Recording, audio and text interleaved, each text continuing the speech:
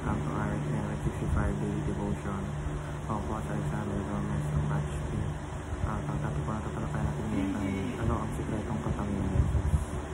Ngayon po ating Bible verse itong sa Revelation chapter 6 verse 16. At isang pa natin ang ating po sa PCF sa mga nakasalita ng Diyos. Sinasabi dito na they call to the mountains and the rocks fall on us and hide us from the face of him who sits on the throne and from the wrath of the Lamb. Sa Tagalog, at sinasabi nila sa mga bundok at sa mga bato, mahulog kayo sa amin at itago ninyo kami mula sa mukha ng ako sa trono at mula sa pood ng Kordero.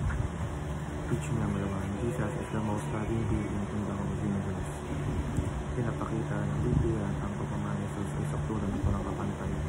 Siya ay ang nagbibigay ang kanyang buhay upang tayo maligtas mula sa kasalanan. Sa kanyang pag-ibig, tinatawag na tayo dahil hindi tayo karapat-dapat. Kanyang pag-ibig ay hindi pansamantala o nakabatay sa ating kabutihan, kundi sa kanyang likas na pinagpagkamaawain at kabutihan. Teaching number 2, Jesus is the most terrifying being in the universe. Maraming tao nakakalimut ang parehong Jesus na mapagmahal ay siya rin hukom na makatarungan. Ang first na binasa sa Revelation ay nagpapakita ng kanyang galit sa laban sa kasalanan. Tinatawag ng mga tao ang mga bundok at bato na itago sila mula sa kanyang puot. Napakita nito na si Jesus ay hindi lang puno ng pag-ibig, kundi puno rin ng kabanal at kataruhan. Kapag siya ay humatol, ito ay palaging makatarungan at tapat. Teaching number 3, Jesus is the Savior, and Lord, Judge, and Friend. Pinapakita dito na si Jesus ay may iba't ibang aspekto. Siya ang tagapagligtas na nagbigay buhay para sa atin.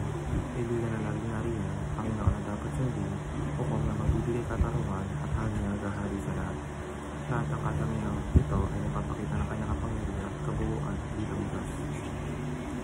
Application number 1, look at Jesus from the biblical perspective. Dapat natin kilalanin si Jesus hindi ayon sa kanya, sa ating sariling ideya, kundi ayon sa sinasabi ng salita ng Diyos. Ang Biblia ang tunay na pabatayan na pagkilala natin sa kanya. Dito natin malalaman na hindi lamang siya mapagmahal, kundi banal at makatarungan din. Application number 2, give Jesus the uttermost fear and respect. Iwait natin kay Jesus ang pinakamataas na takot at paggalang. Ang takot dito ay hindi takot na parang natataranta, kundi banal na paggalang at pagkamangka. Dahil siya ang Diyos, dapat natin siyang igalang sa lahat ng aspekto ng ating buhay, sa ating mga salita, gawa at desisyon. Kung tunay natin kinikilala siya bilang Panginoon, dapat ang kitay pa sa ating pangyayari. Application number 3, balance your view of Christ's love and happiness. Minsan, masyado natin binibigyan ang kanyang pag-ibig at nakakalimutan ng kanyang kabanalan. Minsan naman, puro takot tayo at nakakalimutan ang kanyang habag. Ang tamang pananaw ay balanse dapat. Ating maramdaman ang kanyang palanghang pag-ibig. Ngunit kasabay nito ay kailangan din natin ang kanyang kapangyarihan at kabanalan. Sa ganitong paraan, kakaroon tayong tunay na paggalang at dapat na relasyon sa kanya. Yun lamang